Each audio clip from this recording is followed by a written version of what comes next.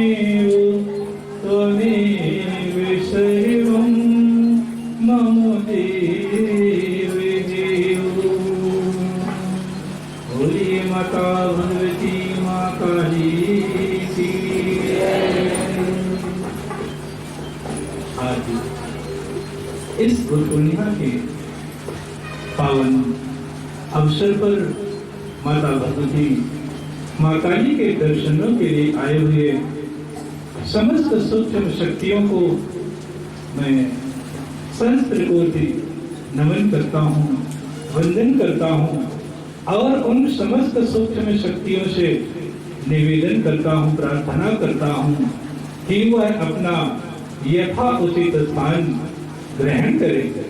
तत्पश्चात यहाँ पर उपस्थित सभी भक्तों के हृदय रूपी मंदिर में विराजमान माता भगवती माँ काली की छवि को देखते हुए आप सभी भक्तों का भी स्वागत करता हूँ, वंदन करता हूँ।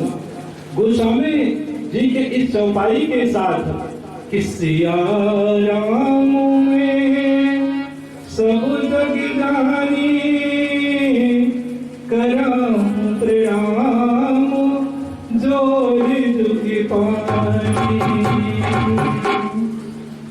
आज इस गुरु पूर्णिमा के पावन अवसर पर आप सभी को गुरु पूर्णिमा पर्व की बहुत बहुत बधाई हो। आप सभी भक्तों के जीवन में सुख शांति समृद्धि सौभाग्य सदा बना रहे। बोलिए श्री सतगुरुदेव जी भगवान की, माँ भगवती काली की। यही हमारी माँ से कामना है, निवेदन है और यही हमारा आप सबको आशीर्वाद है। आज आप सभी को ये बताते हुए अत्यंत प्रसन्नता हो रही है कि हम सभी को आज एक साथ दो उत्सव मनाने का सौभाग्य मिल रहा है।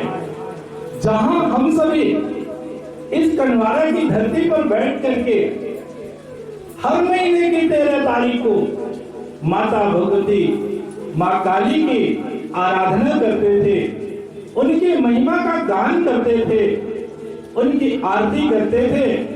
वहीं पर आज हम सभी को दूसरा उत्सव मनाने का भी सौभाग्य मिल रहा है। वह ऐसा उत्सव है कि जिस उत्सव को जान लेने के बाद, जिस उत्सव के महत्व को समझकर अपने जीवन के साथ जोड़ देने के बाद यह मानव जीवन सफल हो जाता है, सार्थक हो जाता है। ऐसे उत्सव को मनाने का हम सभी को सौभाग्य मिल रहा है। जानते हैं वह उत्सव कौन सा है? वह उत्सव गुरु पूर्णिमा का उत्सव है। आज हम सभी यहाँ पर गुरु पूर्णिमा के उत्सव को मनाने के लिए आए हुए हैं, तो निश्चित ही गुरु पूर्णिमा के अर्थ को जानना चाहिए कि गुरु पूर्णिमा किसे कहते हैं।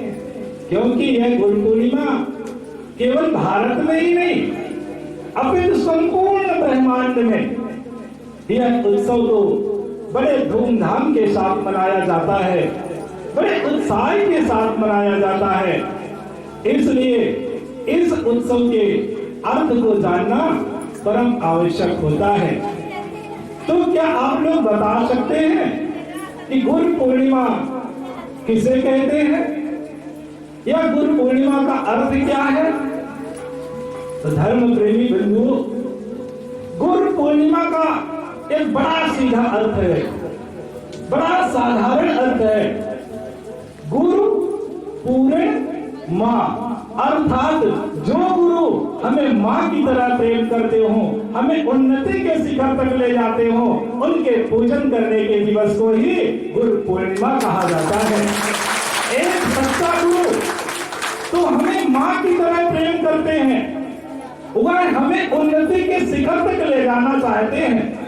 जिस तरह से आप सबने देखा होगा कि एक माता पिता अपने बच्चों से अनन्य प्रेम करते हैं, उन्हें पढ़ा लिखा करके डॉक्टर, मास्टर, इंजीनियर बनाना चाहते हैं। उसी तरह से सद्गुरु भी अपने शिष्यों को, अपने भक्तों को महान बनाना चाहते हैं, महापुरुष बनाना चाहते हैं। मेरे भाई बहन, लेकिन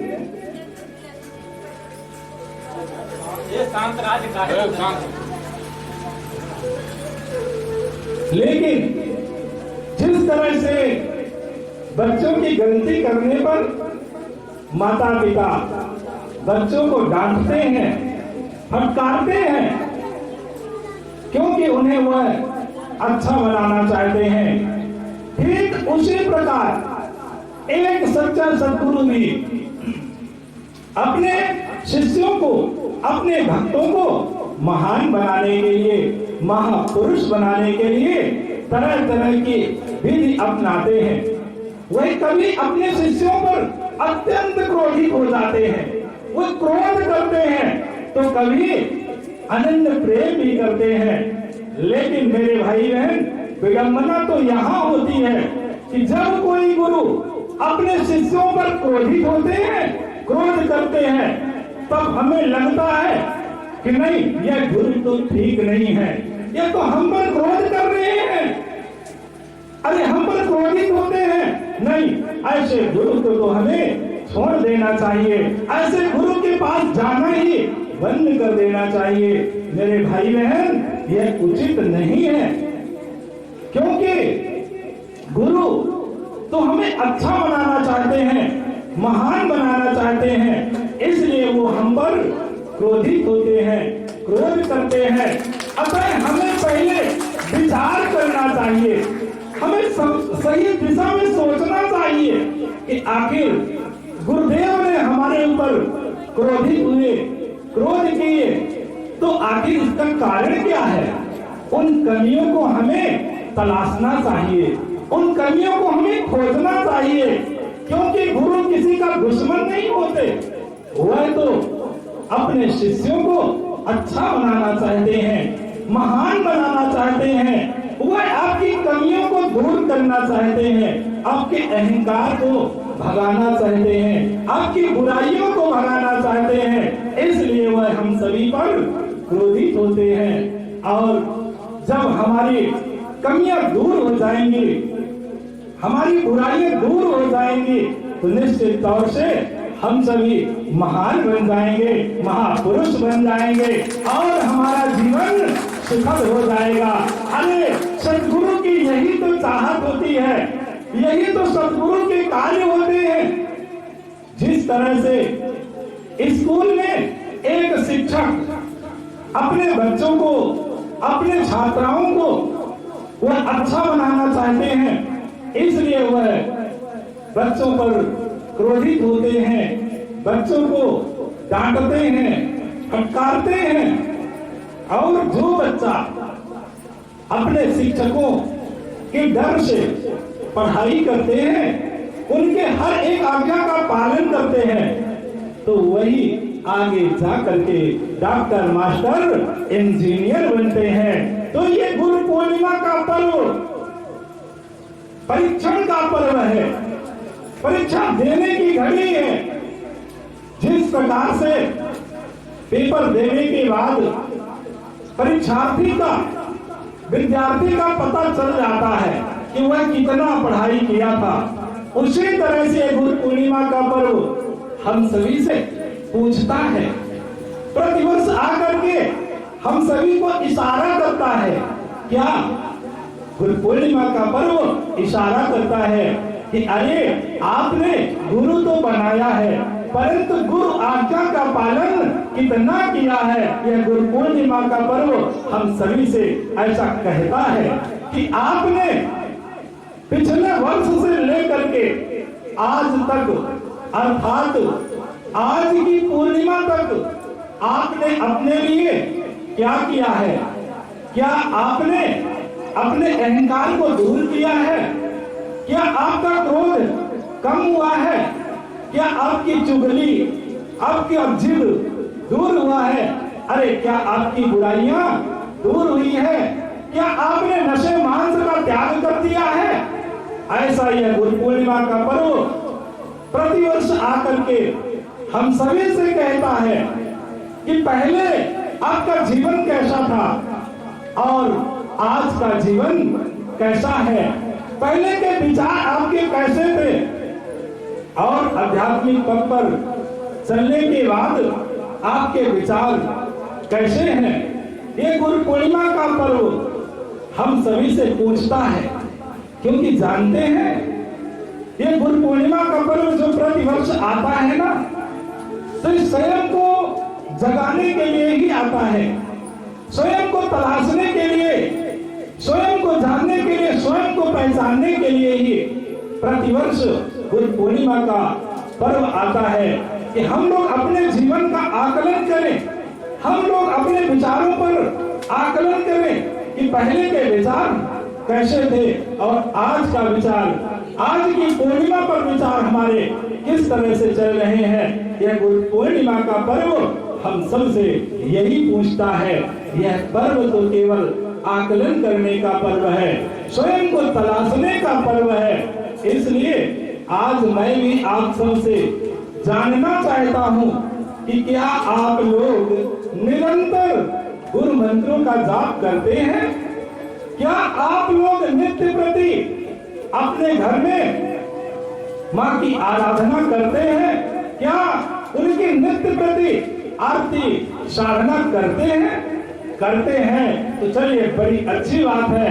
निश्चित ही माँ की कृपा से आपका जीवन सुखद हो जाएगा, क्योंकि ऐसा कहा जाता है, क्योंकि ऐसा कहा जाता है कि यदि व्यक्ति के अंदर अपने इष्ट के प्रति, अपने गुरु के प्रति पूर्ण श्रद्धा, विश्वास और समर्पण का भाव रहता है, तो निश्चित ही उसे उसके इष्ट की कृपा, उसके गुरु की कृपा अवश्य प्राप्त होती है। इसलिए हमारे अंदर कभी गुरु के प्रति किंतु परंतु के भाव जागृत ना हो, हमें हमारे इष्ट के प्रति, हमारे गुरु के प्रति पूर्ण विश्वास होना चाहिए।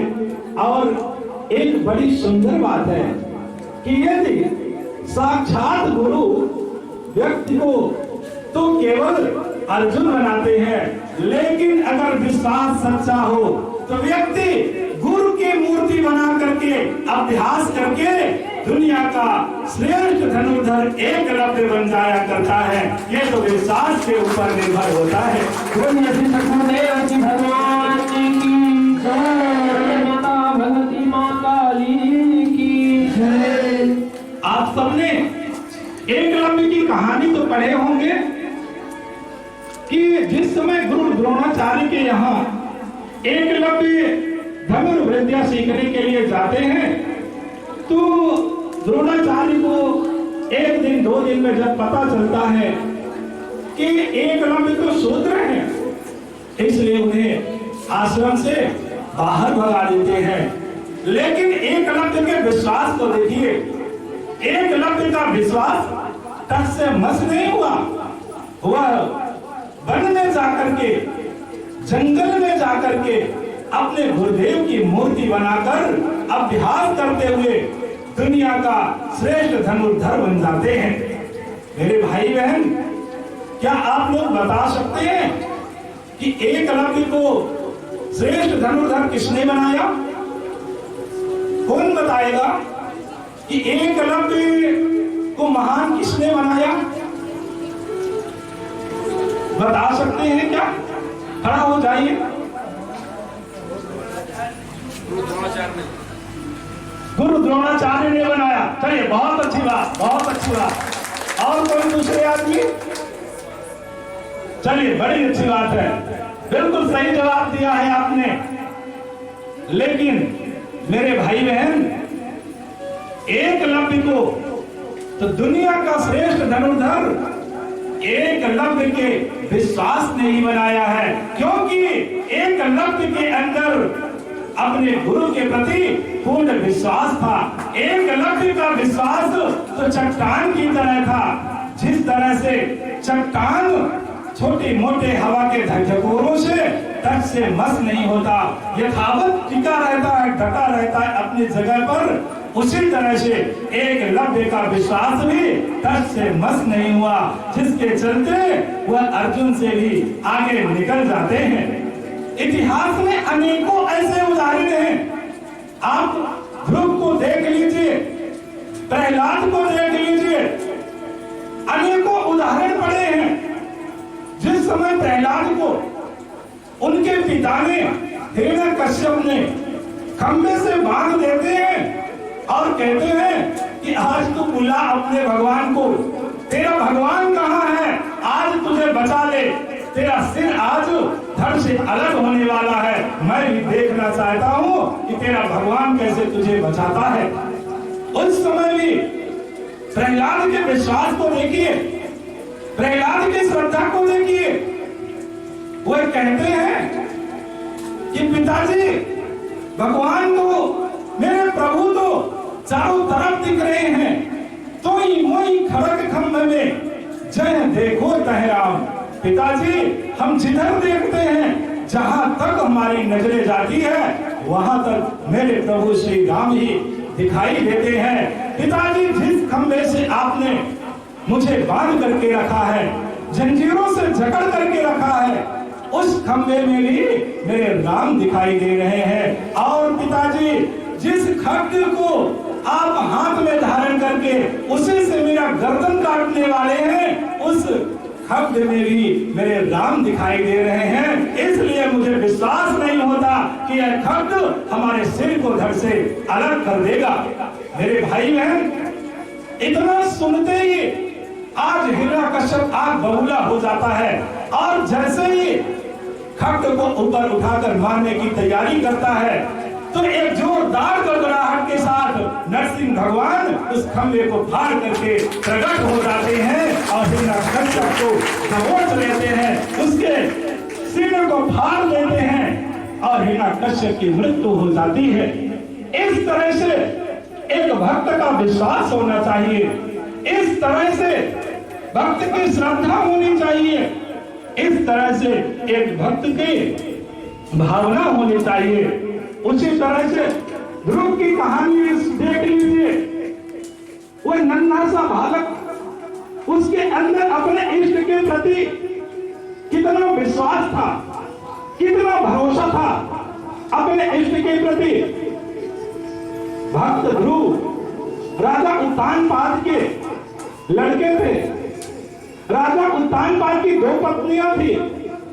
बड़ी रानी का नाम सुनीति था, तो छोटी रानी का नाम सुरुचि था। सुनीति के गर्भ से ध्रुव का जन्म होता है, और जो छोटी रानी सुरुचि थी, उसके गर्भ से उत्तम नामक बालक का जन्म होता है। धर्म प्रेमी बंधुओं, जो राजा उत्तानपाद थे, वह अपनी छोटी रानी से, सुरुचि से अत्यधिक प्रेम करते थे। एक दिन की घटना है कि राजा उत्तानपाद की गोद में ध्रुव बैठे हुए थे, तभी छोटी रानी सूर्य की दृष्टि पड़ जाती है। वो दौड़ करके जाती है और ध्रुव को धक्के मार करके गोदी से उठा देती है और कहती है कि अरे तू इनकी गोद में बैठने के लिए कहाँ आया? तू इनकी गोद में बैठने के योग्य नहीं है, क्योंकि तुम मेरी कोख से जन्मा नहीं है। इनकी गोद में वही बैठ सकता है जो मेरी कोख से जन्म लिया हो। हाँ, यदि तू बैठना चाहता इनकी गोदी में, इनकी गोद को पाना चाहता है, तो पहले जाकर के नारायण का भजन करो। वह जब प्रसन्न हो जाएंगे तो तुझे मेरी कोख से जन्म दे देंगे, तब तू आकर के इनकी गोदी में बैठ सकते हो।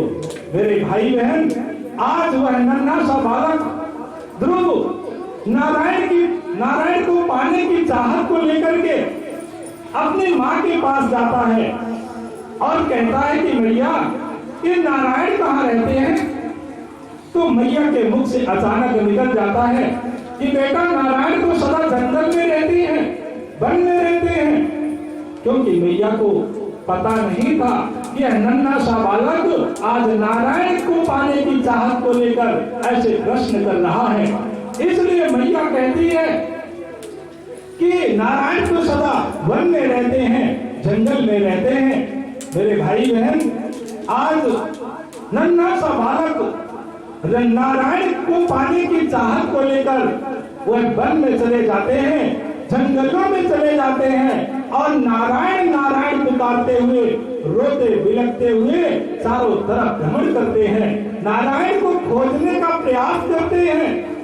तभी संयोगवश उसी रास्ते से देव ऋषि नारद जा रहे थे। नारद के कानों में भी एक छोटे से बच्चे की रोने की आवाज आती है। तो देव ऋषि नारद उस छोटे से बच्चे के पास आ जाते हैं। नारद को लगता है कि शायद इस बच्चे के परिवार के सदस्यों का नाम होगा नारायण और इस जंगल में आए होंगे, वन में आए होंगे और यह बिछड़ गया होगा, इसलिए नारायण नारायण पुकार रहा है।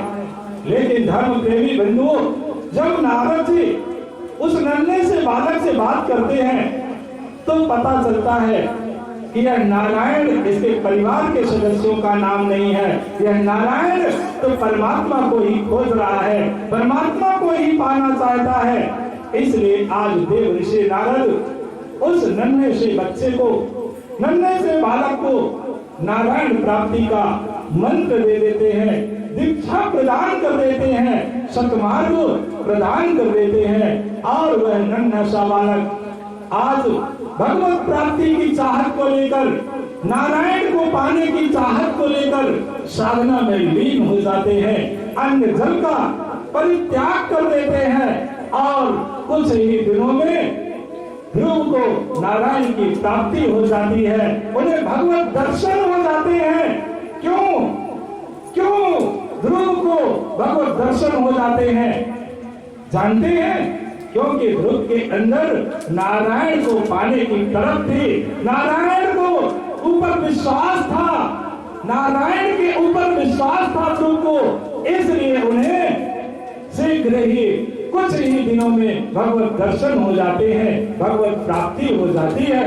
मेरे भाई बहन, कहने का तात्पर्य सिर्फ इतना है, इन कहानियों से समझने का अर्थ सिर्फ इतना है कि यदि हम लोगों के अंदर भी उसी तरह से अपने इष्ट के प्रति, अपने गुरु के प्रति पूर्ण श्रद्धा, विश्वास और समर्पण का भाव रहता है तो हम लोग कभी दुनिया की ठोकरों से गिरेंगे नहीं, और जब कभी भी गिरेंगे तो निश्चित ही हमारे मस्तक के नीचे हमारे इष्ट के, हमारे गुरु के चरण ही होंगे। इसलिए हमें अपने गुरु पर पूर्ण विश्वास करना चाहिए। बोलिए श्री सतगुरुदेव भगवान की जय, बोलिए माता चाहिए। लेकिन आजकल हम लोग छोटी छोटी परेशानियों के कारण अपने विश्वास को खो देते हैं, हमारा विश्वास कमजोर होने लगता है, हमारा विश्वास डगमगाने लगता है। अरे मेरे भाई, कोई भी गुरु हो वह तो हमें दुखों से मुक्ति दिलाना चाहता है, इसलिए वह नाना प्रकार के उपाय करता है, नाना प्रकार की विधि को अपनाते हैं। इसीलिए तो गुरु को पारस मणि से भी बढ़ करके कहा गया है। और कबीरदास जी ने तो यहाँ तक कह दिया है कि गुरु पारस को अंतरो जानत सकल जहान, यह लोहे को कंचन करे वह कर दे महान। सदगुरु तो अपने शिष्यों को महान बना देते हैं। मेरे भाई बहन, गुरु पारस मणि से बढ़ करके क्यों है? क्यों गुरु को पारस से भी बढ़ करके बताया गया है? एक छोटी सी कहानी है कि एक बार एक संत अपने आश्रम में, अपने गुरुकुल में अपने शिष्यों को ज्ञान दे रहे थे, सत्संग सुना रहे थे। क्योंकि जो पहले का युग था, उस युग में इंग्लिश मीडियम स्कूल नहीं थी जो आज इंग्लिश मीडियम स्कूल चल रही है। और तो पहले केवल गुरुकुल ही चलते थे, संतों के आश्रम में ही जाकर के लोग पढ़ाई लिखाई करते थे। लेकिन आज का युग तो इंग्लिश का युग आ गया है, अंग्रेजी का युग आ गया है। अंग्रेजी में आजकल लोग भगवान को जानते हैं, क्या बोलते हैं? गॉड, गॉड बोलते हैं ना, गॉड। अच्छा, इसको उल्टा कर दीजिए तो, इसको उल्टा कर दीजिए तो, ये इंग्लिश का चमत्कार है। और आजकल तो अंग्रेजी में लोग जन्मदिन मनाने लगे हैं। आज अंग्रेजी में, अंग्रेजी कल्चर को देख करके तो लोग जन्मदिन मनाते हैं। कैसे मनाते हैं जन्मदिन? जन्मदिन मनाते हैं, कौन बताएंगे कि जन्मदिन आजकल कैसे मनाते हैं?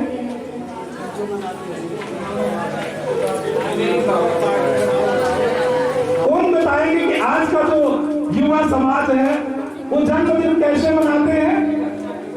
पहले केक रखते हैं, केक पर फिर मोमबत्ती जलाते हैं, मोमबत्ती जलाने के बाद फिर क्या करते हैं? मोमबत्ती को मुख से फूंक देते हैं। विचार करिए कि क्या यह हमारे देश की संस्कृति है? अरे हमारे देश की तो वो संस्कृति थी, कोई भी शुभ कार्य करते थे तो मंदिरों में जाकर के दीपक जलाते थे और भगवान से निवेदन करते थे, प्रार्थना करते थे कि हे भगवान, हमारे जीवन में सदा उजाला ही देते रहना, सदा प्रकाश ही बनाए रखना। लेकिन आज तो हम लोग अंग्रेजी कल्चर में पढ़ करके उस उंधेरे को अंधकार में बदल देते हैं। अर्थात हम खुद कह रहे हैं कि भगवान हमारे जीवन में सदा अंधकार ही रहे। फिर इसके बाद क्या कहते हैं? फिर कहते हैं हैप्पी बर्थडे टू यू। अच्छा, हैप्पी बर्थडे टू यू। अच्छा, विचार करिए, हिंदी और अंग्रेजी में अंतर क्या है? हिंदी और अंग्रेजी में अंतर क्या है? अंग्रेजी कहां से शुरू हो रही है? ए से, ए फॉर एप्पल। समाप्त कहां हो रही है? जेड पे। जेड माने जेब्रा। जेब्रा माने क्या होता है? जेब्रा माने क्या होता है? गधा। अंग्रेजी कहां ले जा रही है? कहां से शुरू हो रही, कहां ले जा रही? लेकिन अपने सनातन संस्कृति को देखिए, अपनी मातृभाषा को देखिए, शुरू कहां से हो रही है? का से शुरू हो रही है और समाप्त कहां हो रही है? ज्ञानी से।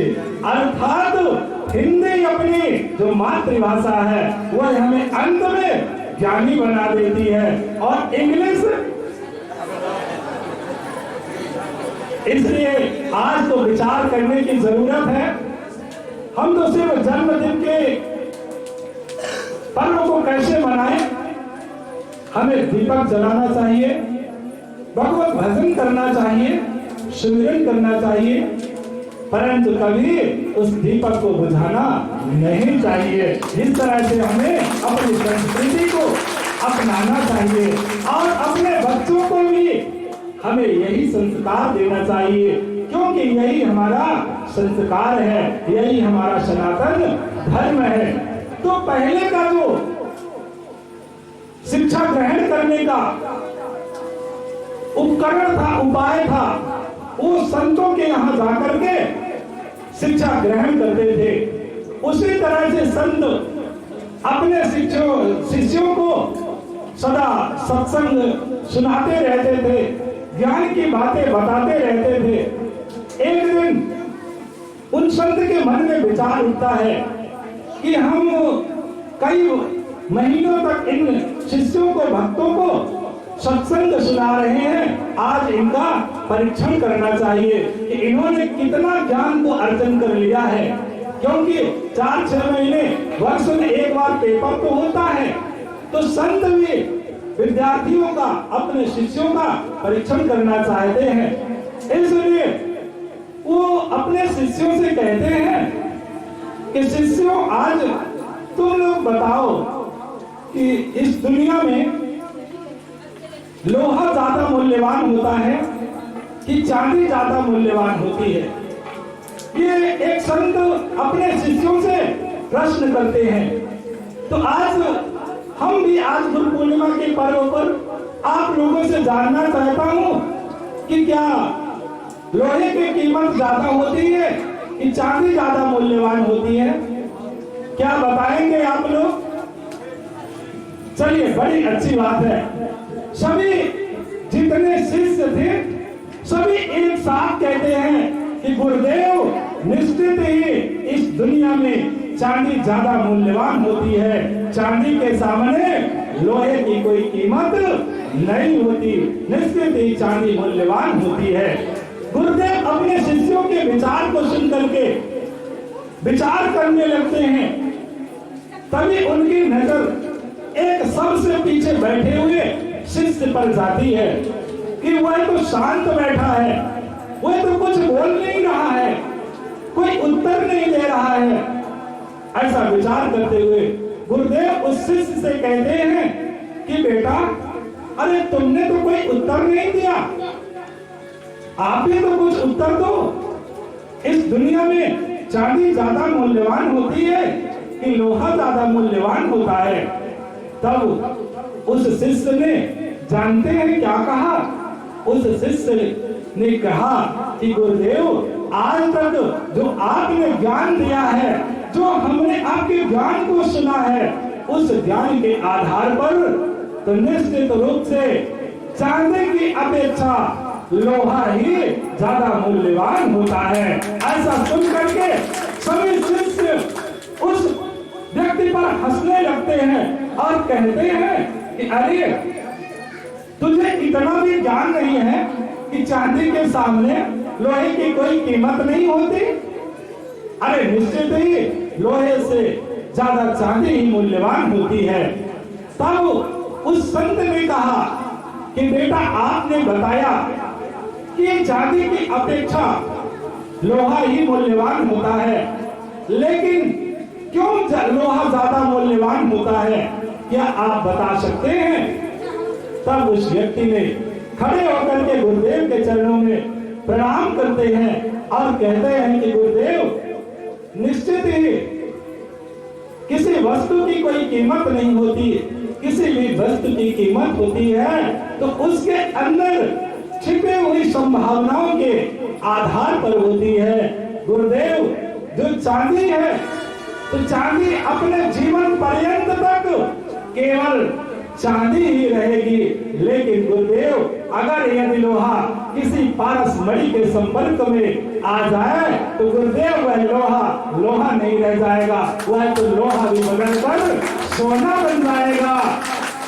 इसलिए कहा जाता है कि अगर कितना भी बुरा व्यक्ति हो, लेकिन वह गुरु रूपी पारस मणि के संपर्क में आ जाता है तो बुरा व्यक्ति भी एक दिन दुनिया में महान बनकर के पूजने के योग्य हो जाया करता है। इसलिए गुरु पारसमणि से भी बढ़ करके होता है। इसलिए तो महापुरुषों ने भी कहा है कि गुरु पारसमणि से बढ़ करके होता है। क्यों?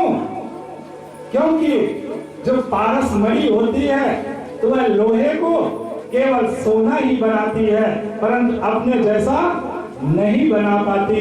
लेकिन गुरु रूपी पारसमणि वह अपने शिष्यों को, अपने भक्तों को अपने जैसा बना देते हैं। इसलिए हम सभी को अपने गुरुदेव के सानिध्य में हमेशा रहना चाहिए। हमें अपने इष्ट पर, अपने गुरु पर विश्वास रखना चाहिए। यही गुरु पूर्णिमा का पर्व हम सभी से प्रतिवर्ष आकर के कहता है कि आप सभी अपने गुरु पर, अपने इष्ट पर पूर्ण विश्वास रखेंगे तो निश्चित तौर से आप सबका जीवन सफल हो जाएगा, सार्थक हो जाएगा। यही गुरु पूर्णिमा का उत्सव है। हमें इस गुरु पूर्णिमा में बस यही सीखना चाहिए। और इसीलिए तो लोग अपने गुरु का दर्शन करने के लिए जाते हैं। इसीलिए तो दक्षिणा में आप लोगों ने देखा होगा, इसीलिए तो आप लोगों ने दक्षिणा देते समय एक क्यों जुड़ता है? जैसे 10 तो देते हैं, परंतु एक क्यों जोड़ देते हैं? 11 देते हैं, 21 देते हैं। अच्छा, एक जोड़ने का मतलब क्या है? हम लोग एक क्यों जोड़ देते हैं? एक जोड़ने का सिर्फ इतना अर्थ है कि हम लोग 10 रुपए तो दे रहे हैं, साथ में अपना एक अवगुण भी दान में दे रहे हैं, गुरुदेव के चरणों में समर्पित कर रहे हैं।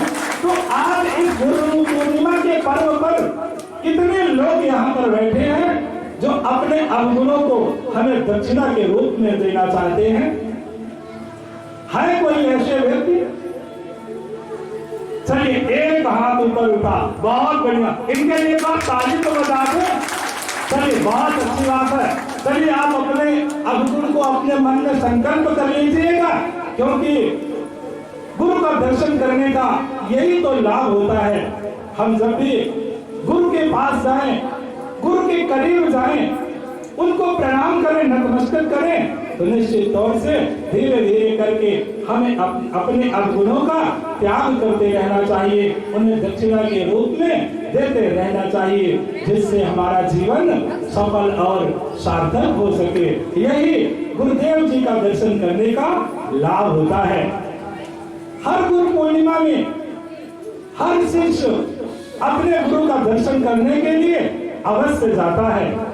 तो एक शिष्य भी, एक भक्त भी अपने गुरुदेव के पास दर्शन करने के लिए जाता है और गुरुदेव से कहता है, उनके चरणों में निवेदन करते हुए कहता है कि गुरुदेव, मैं तो आपके चरणों का दर्शन करने के लिए आया हूँ। ऐसे भाव को लेकर आइए हम सभी माता भगवती मां काली के जयकारे के साथ इस भजन की ओर बढ़ते हैं और इस गुरु पूर्णिमा के कार्यक्रम को समाप्त करते हैं कि किस तरह से एक शिष्य, एक भक्त अपने गुरुदेव जी का दर्शन करने के लिए जाता है और वह कैसे निवेदन करता है। बोलिए माता भगवती मां काली की जय। बोलिए श्री सतगुरुदेव भगवान की। हम दर्शन करने आए हैं, हम दर्शन करने आए हैं, हम दर्शन करने आए हैं। गुरुदेव मेरे तेरे चरणों का हम दर्शन करने आए हैं। गुरुदेव मेरे